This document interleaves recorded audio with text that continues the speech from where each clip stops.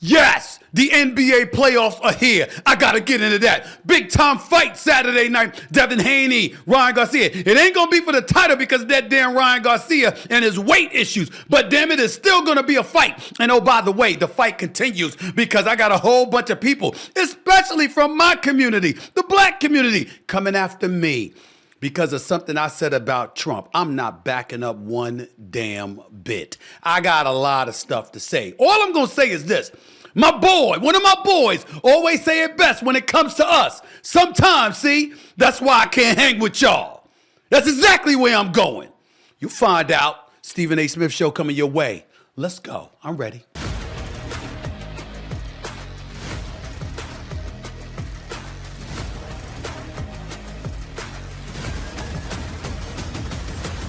What's up, everybody? Welcome to the latest edition of the Stephen A. Smith Show, coming at you as I love to do at the very least 3 times a week over the digital airwaves of YouTube. As always, I want to take a moment to show my love and appreciation to all my supporters and followers out there. We have now eclipsed over 622,000 subscribers. We'll be at 623 probably by this afternoon. So can't thank y'all for the love and support enough. Keep it coming. I'm going to keep on coming. And by the way, especially since I'm giving thanks, please continue to like and follow the Stephen A. Smith Show right here on YouTube. Just click the bell to get notified for all of our new content, and you too will be the latest member of the Stephen A. Smith Show family. While you're at it, make sure to pick up a copy of my best-selling book, Straight Shooter, a memoir of second chances and first takes, now in paperback. Just go to straightshooterbook.com to get it yourself. That's straightshooterbook.com to get yourself a copy. I got a lot of stuff that I want to get into today. I was on Fox News yesterday. And Cuomo Nation on News Nation. Cuomo, rather, on News Nation. Everybody forget it. Everybody looking at me at Fox News, and he's on Fox News, he's on Fox News. They forget that I was on Cuomo on News Nation an hour earlier. They forget that I've been on CNN about 5 times over the last week. They forget that I was on MSNBC too. I get it. I see how we do it. It's the political game. Y'all got me into this now, right? Y'all want to play those political games. I'm a little bit different, though, and you're about to find out why in just a few minutes. But before I get into any of that, talking about us, because we're going to have a conversation about Black America on this show today. I'm sick of your asses. I'm sick of y'all. But before I do any of that, I'm going to get into the NBA playoffs first, because we all know sports is my wheelhouse. I'm no aficionado when it comes to politics, even though I kind of know what the hell I'm talking about half the time. But sports is what I do. And I got to tell you something right now. In getting started with talking about these playoffs, the Los Angeles Lakers and the reigning defending NBA champion Denver Nuggets face off in round 1 out west this weekend. The meeting is a rematch of last year's Western Conference Finals, where the Lakers got swept. Denver brought some broomsticks and took them out of the Crypto.com arena. I would know because I was there, okay? They were also swept 4 times, right, during the regular season by the Nuggets. Actually, I think it was 3 times. By the way, let me give you those 3 times in just a second. Because despite the 8-game losing streak, LeBron James says, the quote, the media may be putting too much emphasis on the series. Can you believe this? Look at this quote from LeBron James. Look at this quote from LeBron James. Quote, I think y'all putting a little bit too much emphasis on it. This is our first round matchup. I mean, we're looking forward to the postseason, but I haven't been looking forward to the rematch. I think you allow yourself to get away from the game plan when you make it too personal. I just stay even keeled. Really? Really? You see, these are the issues that we have to have with LeBron James. Somebody needs to say it, so I'm going to say it. Now, I know he's a 4-time champion. I know he's a 4-time league MVP. I know he's one of the greatest players in NBA history. I got him number 2 all time on my Mount Rushmore. And damn it, if he got by Denver and ended up winning the chip this year, I'd have to literally acknowledge that it's a worthy debate as to who is the GOAT, all-time greatest in the history of basketball, because LeBron James is that phenomenal.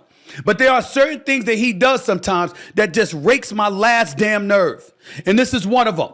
The same LeBron James that never wanted to compete in a slam dunk contest, even though everybody from David Thompson to Dr. J to Kobe Bryant to Vince Carter to Tracy McGrady, I mean all the way through the years to the Aaron Gordons and Zach LaVines of the world. Damn it, even Nate Robinson and Spud Webb competed in it. But not LeBron James. Oh no, not him. Not him. He chose to use layup lines prior to games as his own slam dunk show, but never wanted to compete for the slam dunk contest. And I have contended publicly, he single-handedly ruined the slam dunk contest for All-Star Weekend. Because had he ever competed, then other stars would have been compelled to compete, and our All-Star Weekend wouldn't have been so drastically compromised over the years. But LeBron James didn't give a damn. Didn't give a damn. I'm going to go a step further. And why am I bringing this up? Because it's relatable to this kind of nonsense. We all know with greatness, it comes down to moments. We all know it comes down to competition. You remember when Kobe Bryant got his nose damaged, or if not broken, during All-Star Weekend going up against D-Wade. And then a week later, the Miami Heat with LeBron and D-Wade and those boys came to the then Staples Center. And what did Kobe do? Went right after D-Wade. Right after him. You know why? Because we were all talking about what transpired. And we were all talking about two great off guards who were destined for the Hall of Fame and how we couldn't wait to see them going up against one another. Both of them acknowledged that the competition would be there for one another. Both of them acknowledged they were looking forward to it. And we embraced it. When has LeBron embraced that with anybody? When has LeBron embraced the nemesis? When has it happened? When? Even when we're talking about the finals with him and Steph Curry, yeah, because Steph Curry is the greatest shooter God ever created, and you obviously are going up against a team in the Golden State Warriors with the Splash Brothers that were special, but you're LeBron James and you're built differently. But what did you do? When Kevin Durant came there, and he averaged 35, but before he did all of that, it's game one of the NBA Finals, and he's a Golden State, and he scores his basket, and he claps his hand, spreads his arm. Let's go. It's me and you now. I got a crew now. What's up? And what happened? They took him out. See, that's what I'm talking about. It's about theater. It ain't just about your greatness. It ain't just about your exploits. It's about theater. And LeBron is great, and he is phenomenal, and he's a treat to watch. And I love seeing him in the playoffs. And it's better for all of us that he's going to participate in a playoff series because we get to see him more than just a regular season game, which is what we want. But in the end, he doesn't embrace the theater of it all the way you would like him to in key moments like this. Denver Nuggets have whipped their ass. They swept them last year in the conference finals. They beaten them 8 straight. The Lakers haven't beaten them since December 16th of 2022. And you sitting there talking about we can't take it too personal. You don't take ass whippings personally because that's what you've been getting whenever you've gone against them. They beat you opening night, ring ceremony. They got their new championship rings in front of your face, then whipped your ass. They unveiled the Kobe Bryant statue before a game that night against Denver. They whipped your ass again. Then the night you dropped 40,000 points, they whipped your ass again. And we gonna sit up there and say, nah. It's just another game. It's another opponent. No, it ain't. They're the reigning defending champions coming to whip your ass again. What you gonna do about it? Now, I know you're gonna play. I know you're gonna be great. But I'm talking about that extra fervor that you embrace in order to eclipse expectations. I would like to see that for LeBron. And when it comes to a nemesis that's in his face, telling him they coming, and they coming for him, he don't respond verbally. He don't contribute to headlines. He don't contribute to the theater of it all. And I don't like that, period. I got my man Teddy Atlas coming up in just a few minutes to talk some boxing. But before I get to that, I'm going to get to this next NBA playoff matchup because it's my Knicks. And it's involving the Philadelphia 76ers. Philadelphia 76ers, they lucky Jimmy Butler got hurt because they wouldn't have beat Miami as far as I'm concerned in the play-in game. But nevertheless, they did what they had to do. Joel Embiid could barely move. Still dropped 23 and 15, still scored 11 points in the fourth quarter, still hit 2 pivotal three-point shots. Joel Embiid is that dude, and Tyrese Maxey is a star too. But the Knicks swept them this year. And you know something? I don't think they're going to sweep them this series, but I think the Knicks are going to win this in 5 games. That's right, I said it. That's right, I said it. OG Anunoby's back. They're 20-3 with him in the lineup. Knicks defense is elite. They play to win. They don't play for convenience like Cleveland tried to do. Knicks won the season series. They're saying 3-1, I believe, instead of 3-0. I don't recall the Sixers winning 1 game this year, but neither here nor there. Okay? Bottom line is this. One of the times the Knicks waxed them, Embiid was on the court. The 3 games that they won wasn't all with Embiid out. One of them was with Embiid in. I watched that game. Now, Embiid has returned to Philly's lineup a few weeks ago. They won 8 straight, but we all know he don't look the same. And this Nicholas Batum that dropped 6 3-pointers the other night against Miami, that shit ain't happening against the Knicks. I can promise you that right now. I can promise you that right now. I promise you that right now. It ain't gonna happen. You can bet the house on that, baby. It ain't gonna happen. Jalen Brunson's been scoring 30 or more over the last 7 games and 9 of the last 10 games. Dante DiVincenzo launching more threes than anybody else other than Steph Curry this season. Hit 39% a clip. Josh Hart has been in the new year's been averaging like 10 and 10.5 rebounds, averaging 14.5 rebounds a game against the Sixers.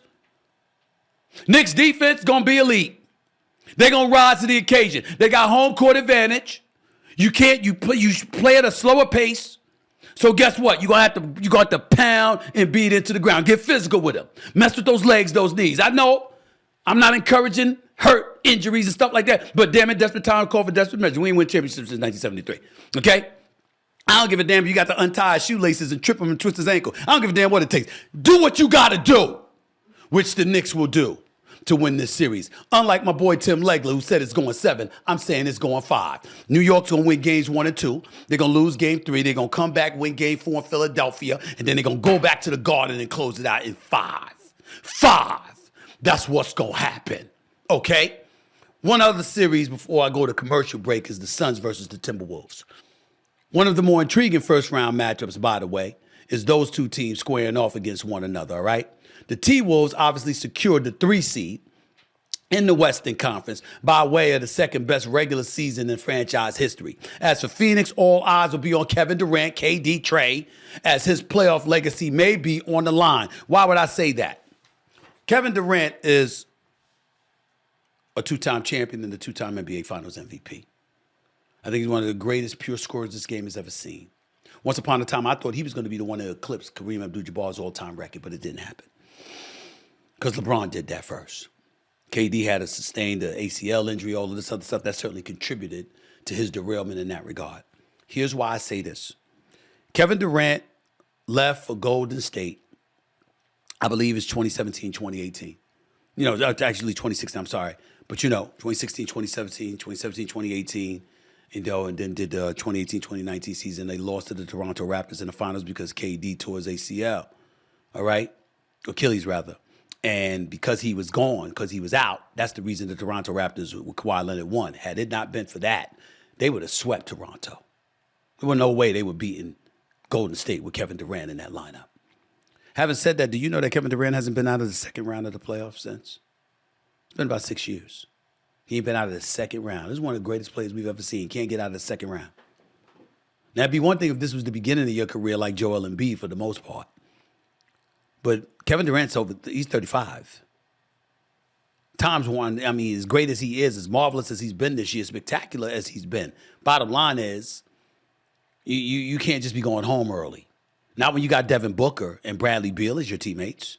Not when you got a champion as a coach of Frank Vogel. You got to figure that out. That's the only reason I say that about KD. Because if you notice, we don't talk about him much. That's not good when you're a star of his magnitude. When we're not talking about you that much, it's because you're not being as productive as you should. Not as an individual, but I'm talking about cumulative and collective results for your team. Minnesota is gifted as they are defensively, as formidable as they are defensively. They are not experienced enough, and Phoenix should take them out. I'm predicting Phoenix is going to win this series. But if they lose, I don't know what we'll be saying about Kevin Durant, but it won't be pleasant. I think that's safe to say. As for the Mavs Clippers, Kyrie Irving, Luka Doncic, they're getting ready to face the Los Angeles Clippers. Kawhi Leonard, James Harden, Paul George, Russell Westbrook, of course. This matchup is star-studded, ladies and gentlemen. Ain't no way around that. Between those 6, we're talking about a combined 47 All-Star nods, 2 MVPs, 2 NBA Finals MVPs, and 6 scoring titles. The Clippers won the regular season series 2-1, but the playoffs have not always shined so brightly for Mr. James Harden. And that's who I'm looking at. See, Kawhi Leonard, who shouldn't be playing in the Olympic competition, by the way, if I'm Steve Ballmer, I'll do everything I can to negate that from happening. You've missed about 50% of your games over the years. I'll be damned if you're going to play this summer. The hell with that. I need you healthy to move into my new arena in Inglewood next season. You ain't playing. I'm going to figure out a way to sabotage that shit. That's number 1. Number 2, we know what Kawhi does when he's healthy. We know what Paul George can do. The real question is, what is James Harden going to do? This is James Harden we're talking about, ladies and gentlemen. Even though he's not what he used to be, he's still big time. And when you look at it from that perspective, you got to give credit where credit is due and concede that James Harden, if he shows up and he is all that he can be, the Clippers they could make some things happen. And give credit to Russell Westbrook, who's been dynamic and been a great, great addition to the team and been great coming off the bench and volunteered to come off the bench once they acquired James Harden to show his selflessness. Russell Westbrook, man, I don't give a he mean mugs you. He truculent with his attitude. Russell Westbrook is a good dude whose heart's in the right place, who gives a lot to his community, does a lot of great things, and never, ever cheats you with effort on a basketball court. Ever. He's always giving you 100%. That's what James Harden has to do in this series. People thought he quit last year for the Philadelphia 76ers against Boston in Games 6 and 7. They got evidence of him doing the same when he was a member of the Houston Rockets. He can't let that happen this year. And it ain't just because he's approaching the contract year. It's because, damn it, you got a chance at a championship. And you going up against Kyrie. And you going up against Luka. And to me, that's all that matters. That's all that matters. I got Dallas winning this series, though. Because I just think that Kyrie Irving, not only is he spectacular this year as the compatriot to Luka Doncic, but guess what? He's also a dude that seems to have James Harden, his former teammate's number. And by the way, did you know that Kawhi Leonard may not start the series for the Clippers because he got an inflamed right knee? And this brother talking about playing in the Olympic. You sit your ass down this summer. You ain't playing. Hell with that. I'm just letting y'all know. Ain't happening. Last but not least, I really don't have much to say about the Pacers and the Bucks. Giannis is hurt. Damian Lillard's not happy there. But you got to talk about it. Giannis won't be ready for Sunday's matchup, all right, when the series starts. But it may not matter. Indiana's beaten Milwaukee 4 or 5 times this year. Also beat them in the in-season tournament in Vegas in the semifinals. Not to mention the fact that they score in buckets. Halliburton is no joke. I look in Indiana with their high-powered offense. I got them winning this series. I got them beating Milwaukee. I got Milwaukee going home in the first round. And I got Indiana meeting the Knicks in the second round, where the Knicks will take them out too and get to the conference finals. I know it's wishful thinking, but damn it, I can dream. I can dream too. Trust me when I tell you, I got a lot to say about these folks trying to misrepresent my position in the political stratosphere, especially people from my own community. It's cool. I'm here for it, and I will touch on it. But before I do that, I got another subject to get to. Coming up, Devin Haney takes on Ryan Garcia tomorrow night in the biggest fight of 2024 so far. Who better to discuss it than my man, my buddy, boxing analyst aficionado himself, the one and only Teddy Atlas. He joins me next, okay? And later, like I promised you, my Trump comments on Sean Hannity and News Nation, causing quite a stir. Taylor Swift's new album, can't forget about that. And of course, your tweets. Keep it locked right here on the Stephen A. Smith Show over the digital airways of YouTube. Back with more in a minute.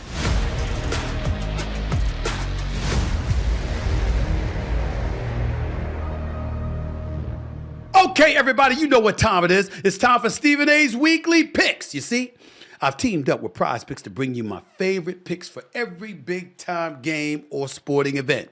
Prize Picks, in case you didn't know, is a skill-based, real money, daily fantasy sports game where you select 2, 3, or even up to 6 players and then predict if they will have more or less than their projected stats for the game. It's not only super exciting, but incredibly easy to play and takes only 60 seconds to make your picks, y'all. Only 60 seconds is all you need. So pick the stats of your favorite players, Nikola Jokic, Aaron Judge, Scottie Scheffler, or even Coco Gauff, and then sit back, watch, and enjoy. And if you go to prizepicks.com and use promo code SAS to receive a 100% deposit bonus up to $100. You heard me, $100. Go to prizepicks.com, type in my initials SAS to get a first-time deposit match up to $100. Pick more, pick less. Guess what? It's that easy. And if you go to PrizePicks app, you'll be able to see my picks for today. Now let's look at today's winning picks, please. Let's show that up, folks. Brandon Ingram, more or less 23.5 points. After the way he played the other night, I shouldn't pick him to grab a bag of chips. He was awful. But he had been going 12 games and only been back a game or two before he was in the lineup. Didn't look like himself, looked to be a bit distant from the action. I don't suspect with Zion Williamson being out with that hamstring injury that he can afford to do that tonight. Plus, he's looking for a new contract. I think Brandon Ingram balls out tonight. I'm going to go with more than 23.5 points for him tonight for the New Orleans Pelicans against the Sacramento Kings. Domantas Sabonis, more or less, 41.5 for points, rebounds, and assists. I'm going to go with more. I think he needs to be active tonight. I think he knows it. New Orleans has had their way with Sacramento this year. I think Sabonis knows he's got to step his game up, and I think that he will. When you combine points, rebounds, and assists, there shouldn't be too much to ask of him. 41.5, I think that's about right. Let's go to the next one. C.J. McCollum, the sharpshooter for the New Orleans Pelicans, the veteran sharpshooter. More or less 19.5 points. The brother makes buckets, and he doesn't fold under pressure. I think he's going to show up tonight. I think he's going to have a decent game. Again, he and Ingram are going to have to step up for them to be able to beat Sacramento in a game like this. I think CJ steps up. I don't know if they're going to win the game, but I think he does step up in this matchup. Matter of fact, I think Sacramento's still going to win, but it's not going to be because of CJ McCollum. I think he's going to score more than 19.5 points. I'm going to go with more. That's it. More or less. It's your boy Stephen A. You usually need to go with more. It's kind of synonymous with me, you know what I'm saying?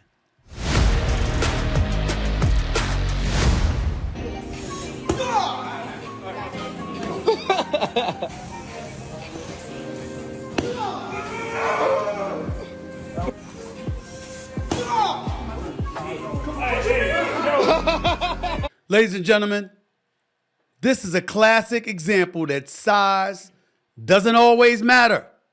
That's Cowboys linebacker Micah Parsons, who, by the way, is twice the size of professional boxer A.J. Graham, who's a featherweight. This was a man-up moment for Micah, who exchanged direct punches to the gut with Graham.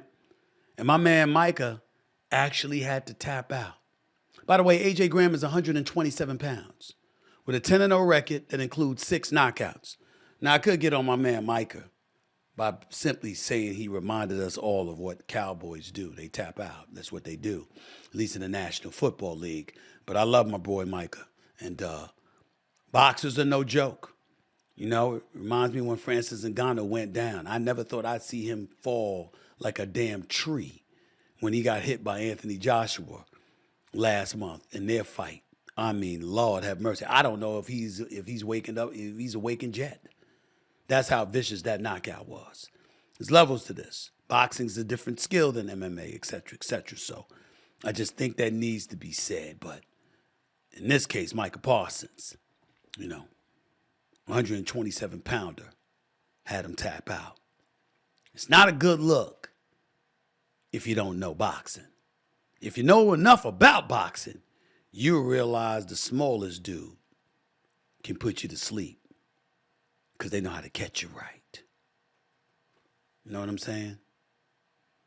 Anyway, let's move on to the biggest fight of the year so far that's happening tomorrow night in Brooklyn, New York, where Devin Haney takes on Ryan Garcia in a fight that was supposed to be for the WBC Junior Welterweight Championship. Garcia, however, is not eligible to win the title since he missed weight this afternoon by 3 pounds. The fight will still happen, but there won't be any titles on the line. Haney actually bet Garcia $500,000 per pound that he wouldn't make weight. And Haney confirmed via X formerly known as Twitter, that Garcia paid up.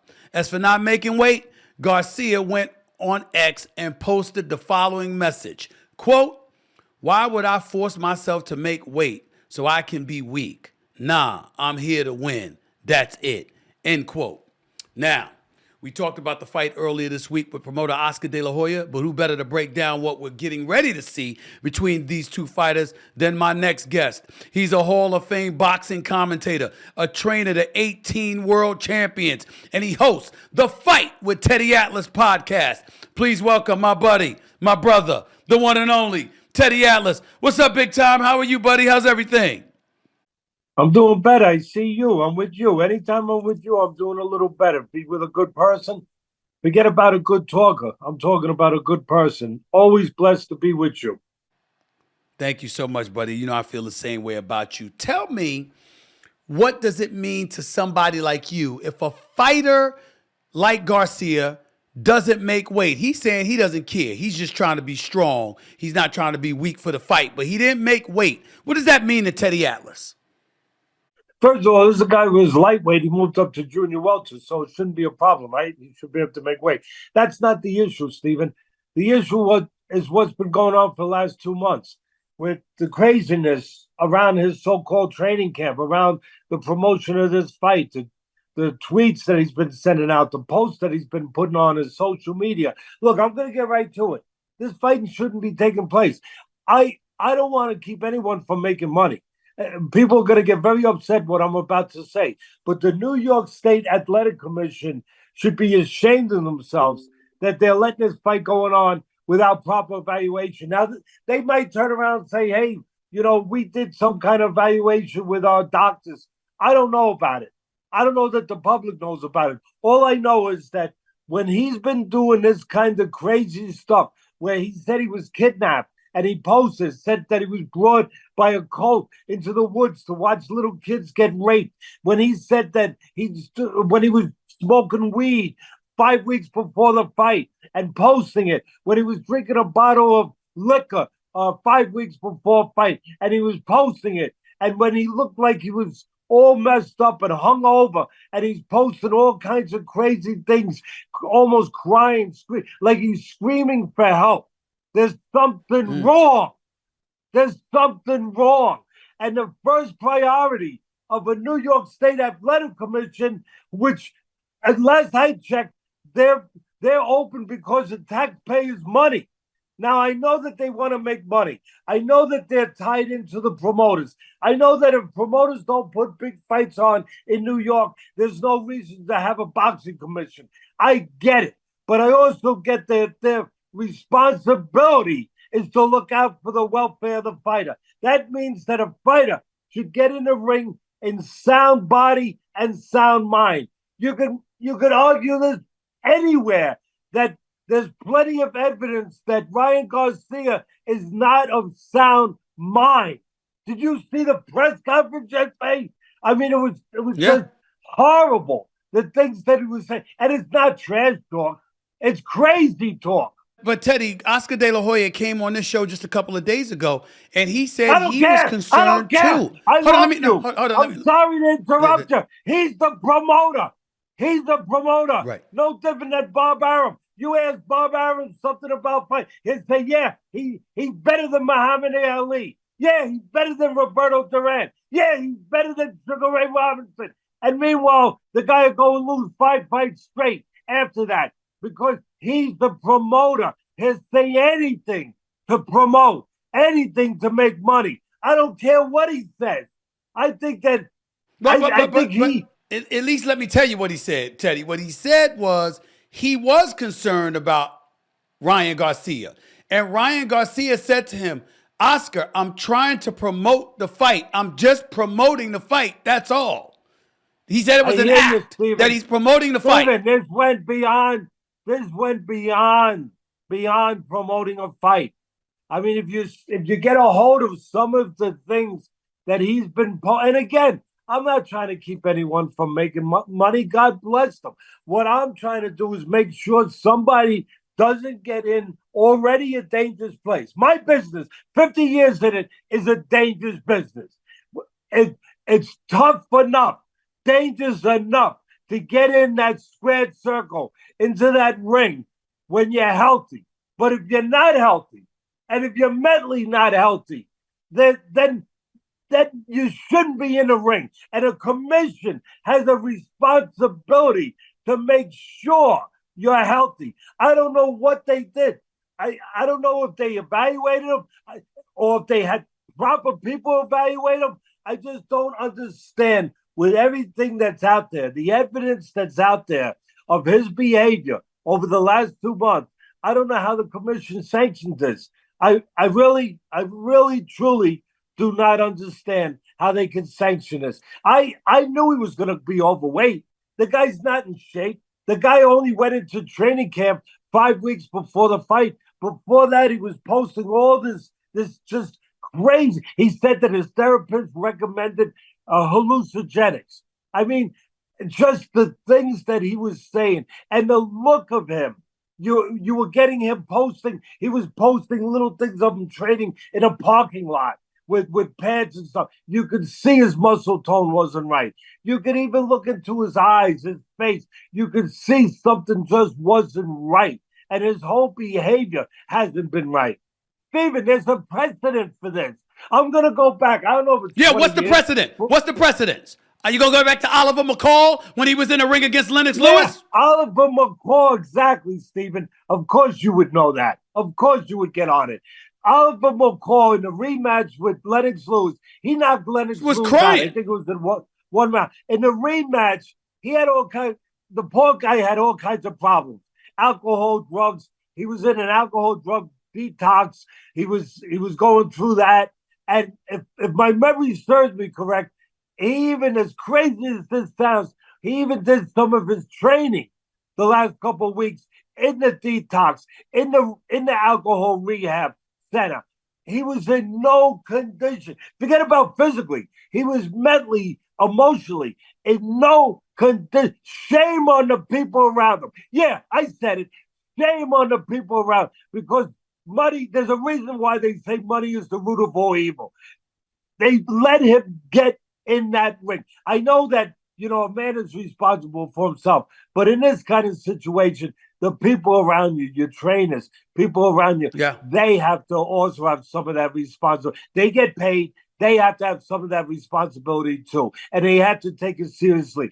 They let that guy get into the ring, and in the ring, you know what happened. He broke down and started crying. He could have got physically. He actually got hit a good right hand by Lennox Lewis, who's a really big right hand puncher, and it didn't even faze him. It didn't faze him. He just started crying. He was crying. He just started crying. It was one of the craziest scenes I've ever seen, no doubt. But getting to this Devin Haney, Ryan Garcia fight, it's hard to get ready to see something crazier tomorrow night. Get ready for it. Okay. And all right, I am going to get ready for it. But let me ask you this, Teddy. I'm assuming you're going to favor Devin Haney in this fight because clearly he don't have any issues like you think Ryan Garcia does. But work with me for a second here. If these issues didn't exist with Ryan Garcia, just based on a fighter you saw before he lost to Gervonta Davis, okay? What would this fight have been like in your mind, or what would it be like if Ryan Garcia is mentally sharp against a superb boxer like Devin Haney? Haney would still be my favorite to win the fight. Haney is not a big puncher. Garcia can punch really good with the left hook. That's his forte. He's and with the counter left hook, where he catches you coming in, catches you a little bit careless, reaching with a right hand, bang! He hits you with a good counter. He's got good timing. He also has probably an advantage with hand speed. But Haney is the more solid fighter. Haney's the more experienced fighter. Haney has proven that he can win at a higher level. Ryan has not proven that. When Ryan went up higher level, I mean, he fought Campbell. That was his biggest level, but that wasn't a truly real highlight. That was his biggest signature win. But then when he fought Tank Davis, he got knocked out. Nothing to be ashamed of. Tank Davis, tremendous fighter. Pound for pound, one of the top 5 fighters in the business right now overall. But he gets knocked out when he stepped up to that level. Haney has been at a top level. He has been able to show that he can carry his talent with higher level opposition, more so far than Ryan Garcia has. Also, Haney controls range. Haney uses jab real well, technically sound fighter, defensively responsible. He's a sharpshooter. He's not a puncher, but he's a sharpshooter. Very accurate, puts combinations together beautifully. Ryan Garcia, long reach. He uses the jab, does everything off the jab, looks to set up that counter left hook, looks to be a little bit aggressive when he can. But at the end of the day, he's going to want to be on the outside, also control range, because he's got that good wingspan, that good reach where he can set up, where he can make you make mistakes, maybe walk you into some kind of counter punches. I would have liked a little bit of a chess match if it had happened under normal circumstances. Again, with Haney on the outside, control range, looking to set up those laser combinations, looking to see if he can goad Garcia into being too aggressive, where maybe he can counterpunch a little bit. Garcia using his jab to try to keep Haney from controlling that range. It would be that kind of a bout. Now, I see Garcia being possibly reckless, where he might just walk in and try to get it over with. Sometimes when you're really not of sound mind or sound confidence, sometimes you go in kamikaze style. And people say, oh, wow, that was great. Oh, wow, that was confident. No, it wasn't. No, it wasn't. It was desperation. That's what it was. And I can see the possibility of desperation. He's not in top shape. We already went over the other stuff mentally, which is 75% of this business, to be mentally right. So I can see him going in there looking to end the fight early, knowing that he's not right, knowing that he's not in shape. I can also see Haney looking to catch him coming in, looking to counterpunch. But here's the one little possible crazy, wrench in the works, where I'll put it in there.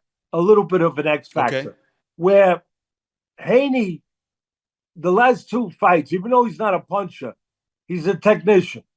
But he's been sitting down. He's been bending his knees. He's been trying to sit down on his punch. In the Lomachenko fight, that's where your power comes from. That's where your power comes from. Yeah. In the Lomachenko fight, he did that. In the last fight with Prograis, he did that. He's getting a little more aggressive. Here's the thing. He knows this guy ain't right. He might look to go after the guy after a couple rounds. Be careful a little early and then start to go after him. The one thing that really could mess things up for a guy who's supposed to win this fight easy under the circumstances, what could mess it up for Haney if he gets too overconfident, if he says, this guy's a mess, this guy shouldn't even be in the ring, I'm going to go get rid of this guy. If he walks in a little careless, a little uncharacteristically, because that's not him.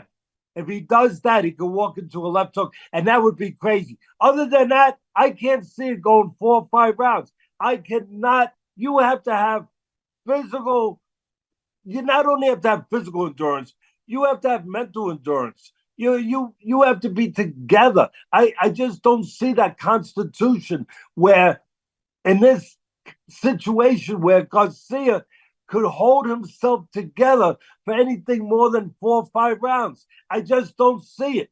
I'll tell you what I do see. I can see him breaking down and crying. I can see him quitting. I can see him rushing in and walking into a punch. I can see him having an outburst and start screaming at somebody or anything or imaginary things.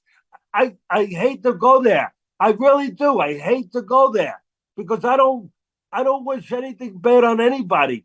I mean, I know this business. Right. I know how dangerous it is. I know what you have to do to make it in this business. I got it. Let me move on. Right now, Teddy, who's the best fighter in the world? Oh, Crawford. And I'm gonna put a 1A and a 1 and a 1A. Okay? A 1 and a 1A. Okay. Crawford and Inoue. Those are the two best fighters, pound for pound, in the world, and there's some others that are there right after that, but they are by themselves. Crawford and Inoue are in a different galaxy, a different league. Why is it that Canelo Alvarez is not in there anymore, in your estimation? Listen, I don't think, oh man, the Mexicans are going to get mad at me. They're going to go crazy. They're going to start saying, I hate Mexicans, which is just, oh my goodness.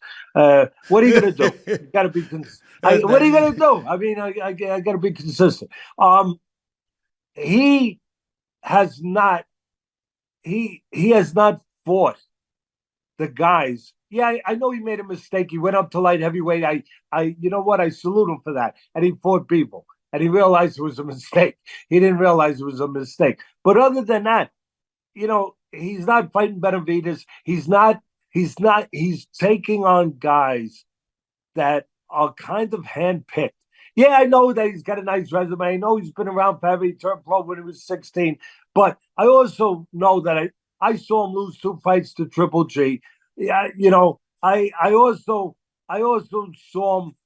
And of course, he lost to Mayweather. People say that was a while ago, and everything else. Right. And I also saw him fight the Cuban. I can't think of his name right now. He was a world champion, the Cuban. He's still a world champion. He's 40 years old, and he's still a world champion. Damn it, I can't think. Anyway, I saw that fight. Yeah. I thought he lost by a point in that fight too.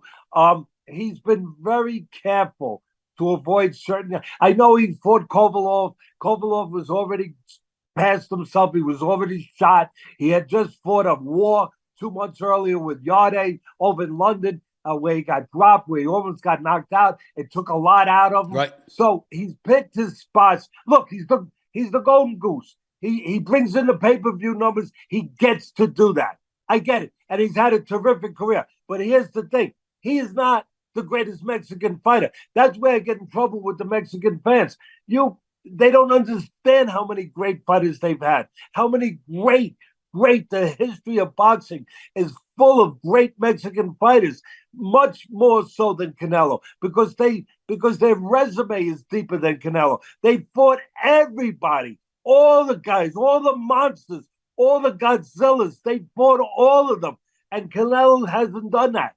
So, look, Canelo's a good, solid fighter. He's moved up in a lot of weight classes. He's a good puncher. He's a good counter puncher. He's a good, solid fighter. But right now, he wants to be the best 168-pounder in the world. Well, then go fight Benavidez. You got to fight Benavidez. You got to fight Benavidez for that to happen.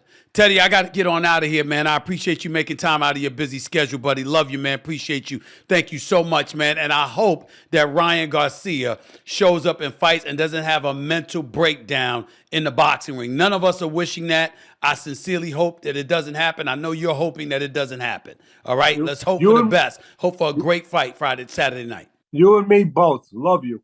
All right, buddy. Take care. The one and only Teddy Atlas right here with Stephen A. on the Stephen A. Smith Show over the digital airwaves of YouTube. More to get into.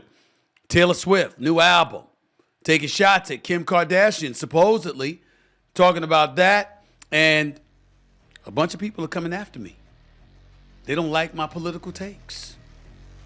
I don't give a damn. And I'm going to tell you why in a minute. It's Stephen A. Don't go nowhere. I got a lot more to say. It's that time of the year again, y'all. The NBA playoffs have finally arrived, and that means every basket, every rebound, every assist is important. And I don't know about y'all, but I need to be part of that action. So how do I do that exactly? I use Prize Picks, of course. You see, Prize Picks is the largest fantasy sports platform with more than 3 million members. Prize Picks is not only super exciting, but incredibly easy to play and takes only 60 seconds to make your picks. All you do is select 2 or more players from the sport you watch, whether it's the NBA, MLB, or even the PGA, and then choose more or less of their in-game stats. So if I know that Steph is dropping 30, LeBron is dishing out 10, and Jokic is pulling down 15 boards, I need to pick that and play to be rolling in the big-time money. So go to prizepicks.com and use promo code SAS for a 100% deposit bonus up to $100. That's right, go to prizepicks.com. Type in my initials SAS for a first-time deposit match up to $100. That's code SAS when you go to prizepicks.com. Pick more, pick less. It's really, really that easy. Trust me. Welcome back to the Stephen A. Smith Show right here over the digital airwaves of YouTube. Let me move on to some of you annoying asses and just get this out the way. And obviously, I'm talking about Donald Trump. I was a guest on Fox News' Sean Hannity show last night to discuss the upcoming election, the trial, and Trump. Some people weren't happy about what I had to say. Take a listen. But I got to tell you something. As much as people may have been abhorred by Donald Trump's statement weeks ago, talking about how black folks, he's hearing that black folks find him relatable because what he's going through is similar to what black Americans have gone through. He wasn't lying. He was telling the truth. When you see the law enforcement, the court system, and everything else being exercised against him, it is something that black folks throughout this nation can relate to with some of our historic, iconic figures. We've seen that happen throughout society. So no matter what race, what ethnicity you may emanate from, we relate to you when you're suffering like that because we know we have. And that's what he articulated. Needless to say, people were in a tizzy over that. And why were they in a tizzy over that exactly? Because it's being portrayed and misconstrued that I'm saying that Trump's plight relates to black people. Well, it's easy to take things out of context, which is why I love having my own platform, so I can remedy and correct some of the foolhardiness that's put out there. First things first, Sean Hannity asked me the question about Trump gaining traction with the black vote, and how whether it's a couple of points or 3 points or 4 points, that it could end up tilting the election in his favor that's upcoming this November. Yes, he's the presumptive GOP nominee. Yes, he's on trial for a hush money case to a porn star. Yes, he recently lost a civil suit for $454 million, where he had to pay about $175 million or something like that up front, okay? Yes, the man has had 4 indictments against him, 91 counts against him. Still running, though. Still a presumptive GOP nominee, though. And by the way, as I pointed out, has gained traction and is ahead of the incumbent, President Joe Biden, in at least 5 polls. Not all of the polls, but at least 5 polls have Trump ahead. Now, before I go a bit further, getting into us as black people, because we know how we can be now, okay? Not all, not some of us, but I'm just talking about some of us from our community. We know how the hell we can be. We're going to have that conversation in just a second. But before I get to that, I love how y'all pick apart me on Hannity. I was on Cuomo on News Nation an hour earlier. I ain't hear nothing about that. I was on MSNBC at least twice over the last month. I ain't hear nothing about that. I was on CNN. Abby Phillips, Laura Coates, several times. I ain't hear nothing about that. Okay? Oh, Stephen A., contributor to Fox. I'm no contributor to Fox News. I show up on all the networks. I was on Real Time with Bill Maher on HBO. I'm sorry, I ain't hear nothing about that. I've repeatedly said, I think Trump will cause civil war in this country. I can't vote for the brother. Y'all just going to ignore that. Why am I bringing all of this stuff up? Because the second black folks find somebody from our community that doesn't march 100% lockstep with one another, they a sellout. They this, they that. Shut the hell up. Shut the hell up. This is getting ridiculous. Okay? Trump is winning. Y'all just gonna stand still? I'm wrong when I sit up there and I say, yo, Democrats, all you got is the soon to be 82-year-old incumbent? You didn't have anything in the bullpen? I'm wrong for bringing that up. I'm wrong for bringing up why the hell you had Gavin Newsom on Fox News looking like he's running for president instead of Joe Biden being the president or Kamala Harris being the vice president. I'm wrong for bringing that up. I'm wrong for bringing up when I went off about Kamala Harris, our vice president, our HBCU grad from Howard University, a black woman, highly intelligent, former attorney general in the city of San Francisco, former attorney general in the state of California. I was wrong for bringing up how she was wrong to avoid getting into it with then presidential candidate Ron DeSantis, the governor of Florida, when he wanted to debate her on the good parts of slavery. I was wrong. I was wrong about that. I was wrong in saying that's a fight she should have embraced. When y'all gonna wake up? I'm wrong when I'm pointing out how black folks for the first time are talking about the borders being flooded, how illegal immigration ultimately negatively affects us. I'm wrong. I'm wrong in pointing out how xenophobia, homophobia, transphobia has all of a sudden become bigger issues than racism in this country. I mean, damn. How much proof do you need? When I brought up the economy, they say the economy is good. They say the economy is flourishing. You trying to tell me you black and you disagree with me when I say to us, we don't want to hear about the numbers. Oh, the labor participation rate is good. Oh, unemployment is good. Oh, the economy is okay. If gas prices are damn near double what it used to be, if the price of bread, milk, cheese, and eggs and everything in between is double what it used to be, but we ain't getting raises at work. You trying to tell me I was wrong for bringing that up? You trying to tell me I'm wrong when you're sitting up there and you talking about and subjects like immigrants in New York City getting $53 million prepaid credit cards to subsidize their existence in this country, and I'm pointing out how that was never done for black people? I'm wrong? I'm wrong?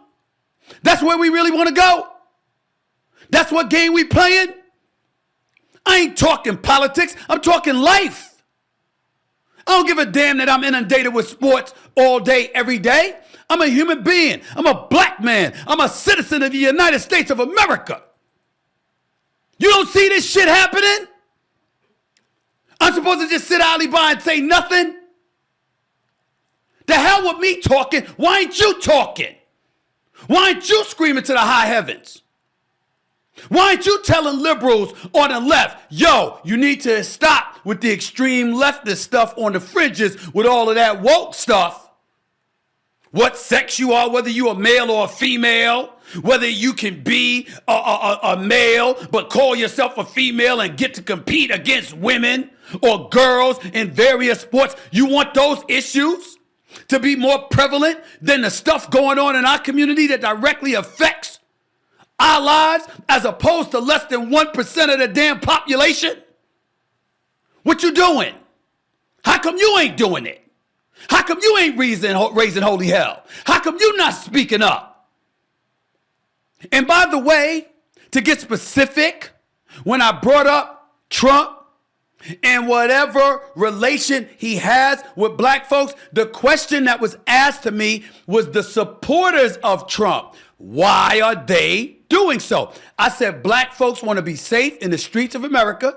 They don't want to see somebody committing crimes, assault or whatever, and getting arrested and being out of jail in the same day. I said black folks want to make money and they want to keep money in their pocket. They want to be safe. That's what I said. And I also said this. I said, yo, our criminal justice system, our courts, law enforcement, that anytime we see anybody that we deem to be an individual being persecuted, where the law is being exercised against them, the heavy hand of the law, do we find that relatable to some degree? Yes. I'm lying about that? Really? Really? I'm lying about that, huh? Didn't happen to Dr. Martin Luther King Jr.? Didn't happen to Malcolm X. Didn't happen to Al Sharpton, damn it. Didn't happen to a plethora of black folks throughout our history. When all else failed, the heavy hand of law enforcement, of the courts, of laws ultimately rained down upon them. When we talk about recidivism, when we talk about our incarceration rate, don't we sit up there and talk about how we need to get the laws changed because folks are being criminalized for the most innocuous of things? Remember we had those conversations? Didn't we talk about the crime bill in the 90s? When people were being thrown in jail at an exorbitant amount out of our community because of non-violent offenses? Didn't we hear the now president apologize for his role in leading that charge when he was the head of the Senate? Didn't we hear Clinton apologize when his wife was running for the presidency? I'm making this up, though. I'm making this up. You don't see the parallel? You don't see the connection? Why you think Trump went out there and he said, hey, what were his words? I've been told, those were his words. I've been told, I've heard that some black folks find themselves somewhat relatable to me because of what I'm going through right now. And where would we get that from? You know good and damn well. Georgia case is another matter. On the phone, I need 11,000 votes, 11,700 votes. That's an egregious situation for the president to find himself in. We ain't talking about that. But we ain't talking about the civil case where he lost a $454 million, had a $454 million judgment against him either. You real estate and you manufacture, you're a real estate mogul and you manufacturing numbers. Okay, wow. We know that's going to happen. And you do the crime, you get caught, you got to pay the penance or you got to do the time. But you're the former president of the United States. And your ass is in court where you have to show up each day. Otherwise, you're going to be thrown in jail. And the crime is that you took $130,000 of money and through your lawyer or some other intermediary, you gave it to a porn star for hush money purposes. So he got loose with a porn star. And he didn't want the world to know while he was running for president that he did that. And so he tried to wiggle his way through that. You trying to tell me that America is sitting up there? I'm talking about independents and folks on the right. Of course, people who hate him on the left are going to take that position. But I'm talking about independents and folks on the right. You trying to tell me they think this is a serious matter that requires our time and attention? John Edwards, did he do time? Gary Hart, did he do time? Bill Clinton, they said he got loose in the Oval Office. I heard libertarians losing their damn mind. It was in the Oval Office. Oh, my God. Oh, my God. Remember that? But he in court instead of being on the campaign trail. You don't think people see through that? They do. All I did was point it out. I am not a fan of Trump being the president. I think he will cause civil war in this country because I don't think he's going to cater to all of the American people.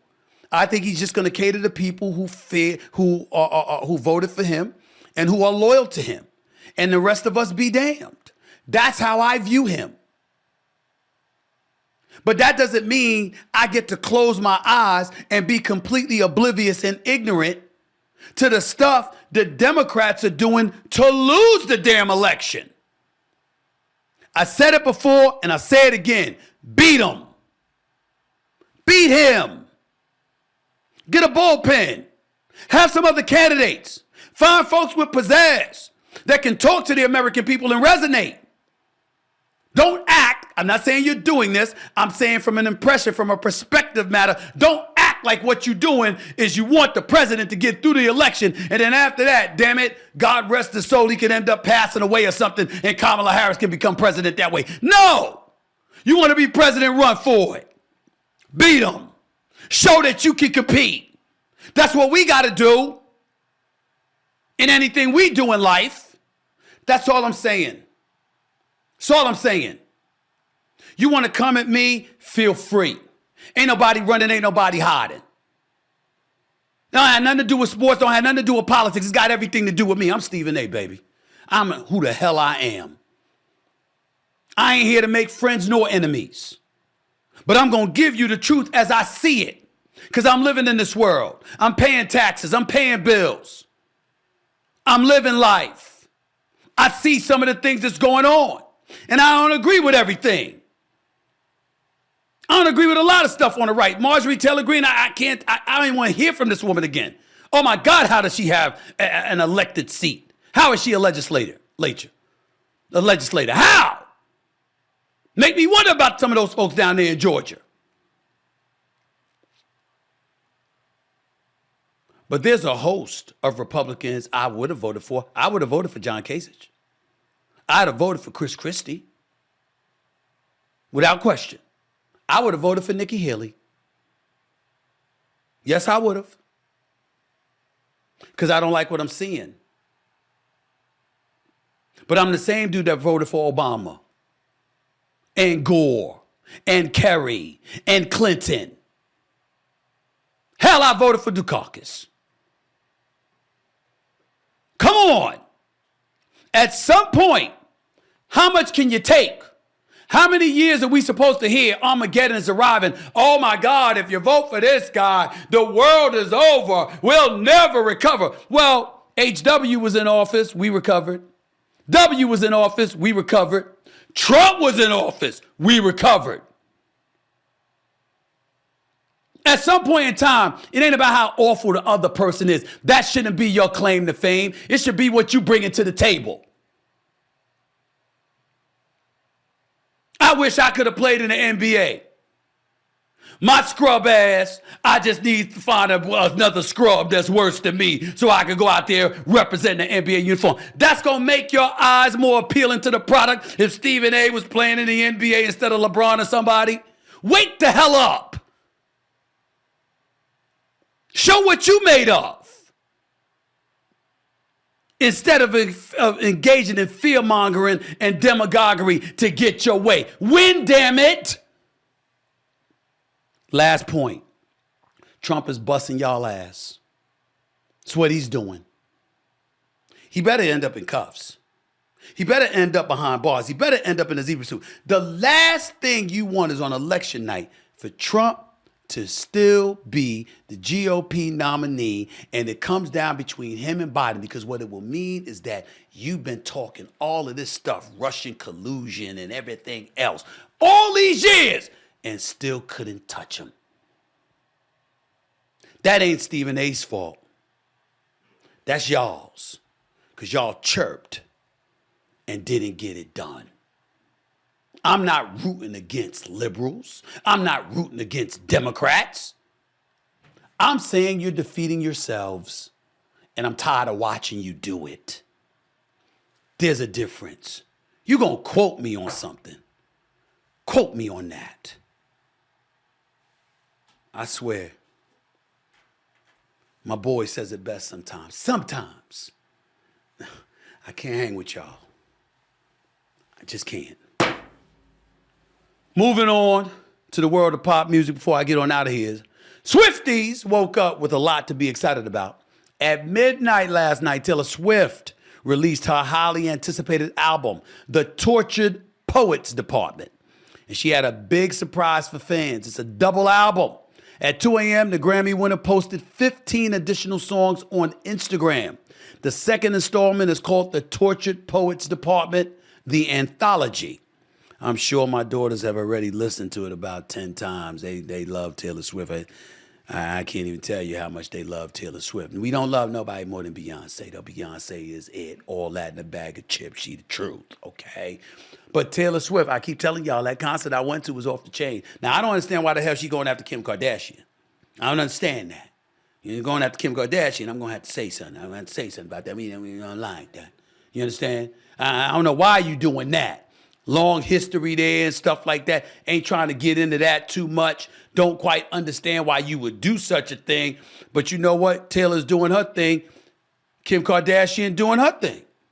Okay? Look great, rich, filthy rich, successful businesswoman, all that stuff. It ain't how you start, it's how you finish, ladies and gentlemen. She doing her thing. Give credit where credit is due. No doubt about that. And her album, she also admitted, Taylor Swift, that she was a functioning alcoholic. She's going through some things. She alluded to being a functioning alcoholic, to be exact. I don't care about all of that. I just care that she's okay. She looks pretty happy with my boy Travis Kelce. He looks pretty happy as well. He's a Super Bowl champion. Won 3 Super Bowls in the last 4 years. Back-to-back champion. He's living life pretty lovely, I might add. She's been a good thing for him, and she's doing her thing because she's highly successful. Whether this album is going to be successful as the previous one or the Eras Tour or anything like that remains to be seen. But we got to stop hating on this girl, There's Swifties out there. She's earned it. She really has. She's a brilliant artist. You know, I mean, she knows that she's very, very talented. It's just that simple. And regardless of what trials and tribulations she has had to endure, she's overcome it. And now, I mean, she's made a damn near $1 billion for herself and made over about $6 billion on tour from last year. I'm telling you right now, I went to the concert twice. She off the chain. Taylor Swift is the real deal. Ain't no doubt. It was that spectacular. It was that special. She did her thing. I give her a lot of credit. Now, she ain't Beyonce. Don't get that twisted. She ain't Beyonce. But she's special. Let's go to the tweets before we get on out of here for the weekend, y'all, because I got some playoff stuff to do. At Sleeper HQ writes, if the U.S. men's basketball team had to pick one cartoon character to be on the squad, who would you choose and why? Are y'all ready for this? Spider-Man. Spider-Man. Sticky. Not going to turn over the ball. Hops. He can jump anywhere. You can't see the web most of the time, so he can pull off some stuff. He can pick your pocket. And remember that scene when he first noticed his Spidey powers and stuff like that? Some dude came and threw a punch at him, and he did it in the slow motion turn. Look at this, turn. You know, because he's that cat quick, stuff like that. I mean, you got those skills for basketball. I think Spider-Man would be the way to go. That's just me. Next tweet, please. Show me what you got here so I can see what's up.